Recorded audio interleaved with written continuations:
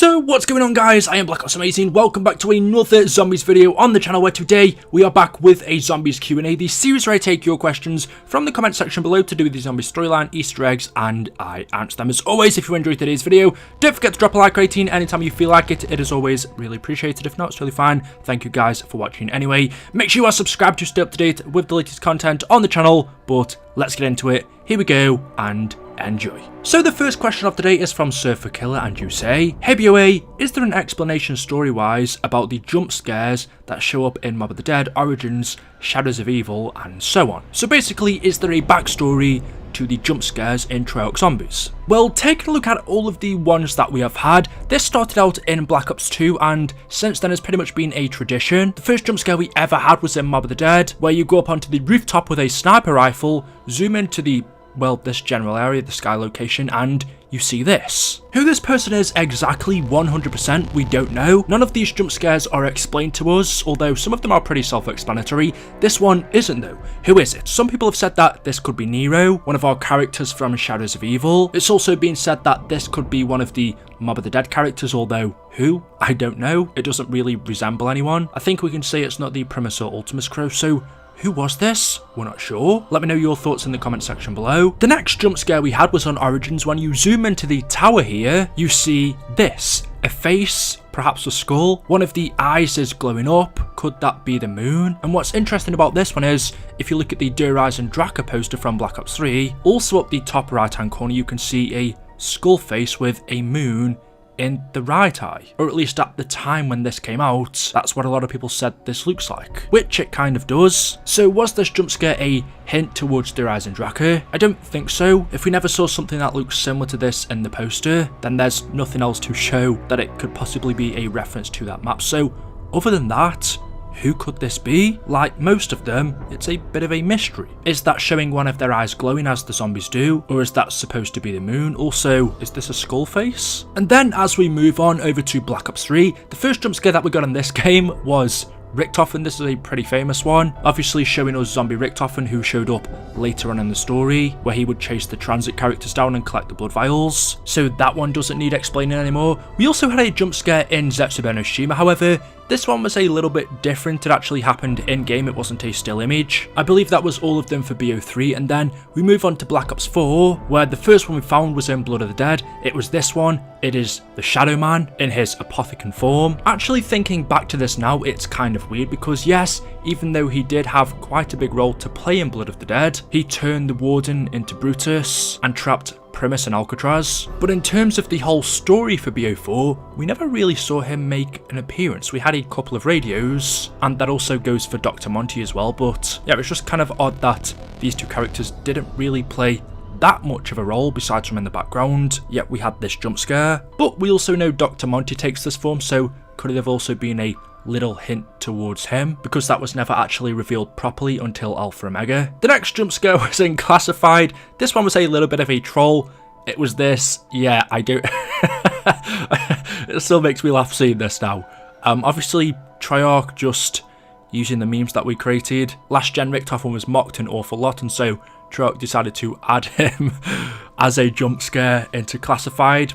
He was quite scary. The next map we saw went on was Alpha Omega. There was actually a zombie all the way back out in the desert, and if you zoom into him, this is what you get. I believe this is Cornelius Purnell transforming into the Avogadro as he's locked inside of the APD pyramid. The elemental shard shoots up his spine and turns him into that electrified entity. There was also another on Alpha Omega. This was when you zoom into one of the mannequin heads and, well, you get a picture of it. This is one of the mannequins, and under their shell, on the inside, these are actually robots. We know these are the ADAM units that were built by Broken Arrow. And then the final couple of jump scares we had were on Tag der Toten. The first one, when you come onto the ship and zoom into this little note here, you see an image of a Mogwai. Pretty random, since the Apothecans never really made an appearance in BO4. We didn't actually see the Mogwai in terms of gameplay, so even though this image looks cool, it was a bit weird. And then the other one, when you zoom into the lighthouse, you actually see Pablo Marinus. We know he was the hermit that was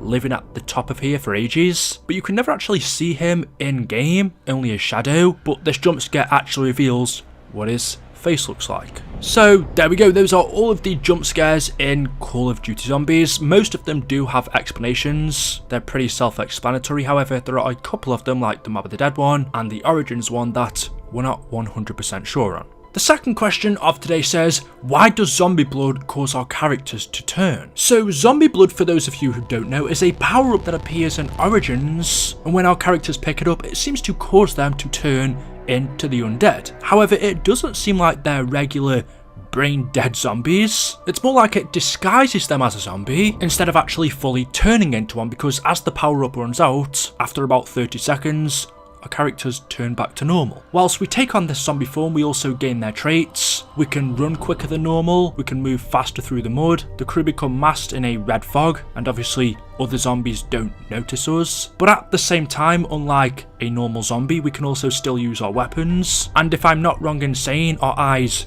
don't glow. And the actual power up itself is a blood bag. If you're asking the question as to who made it? Well, since it's a power-up and not a perk, and we know the power-ups are given to us by Dr. Monty, other ones are double tap, the nuke, insta-kill, stuff like that, those were created by Monty. Since this is one of them, surely it's created by Dr. Monty as well.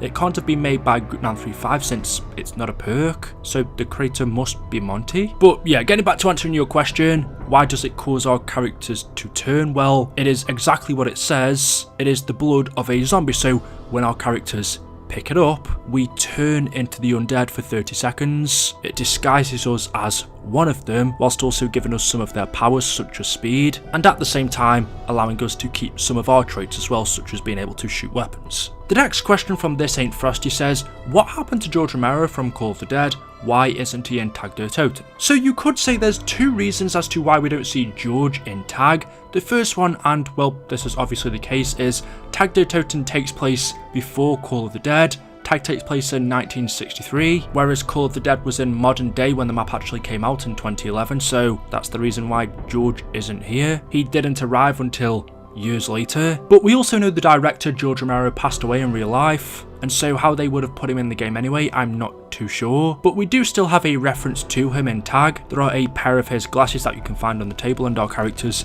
say several quotes about him. They mention how he was a legend, but the reason why we don't see him is because Tag der Toten takes place before Call of the Dead. Mini Jack says, hey BOA, I just wanted your opinion, but what if Zombies got a TV series? How would you want that to happen? Love your videos, keep up the great work. So a couple of people have asked me this before, probably a long time ago I spoke about something like this, but a TV series, or I mean, I would love to say a movie, but maybe that's even more possible than a TV series, I don't know. But yeah, could you just imagine Zombies doing that? There's so much storyline and lore that we have, turning something like that into a actual program, because we've seen other games do that before. One of the movies I watched, which was based off a video game, was Assassin's Creed.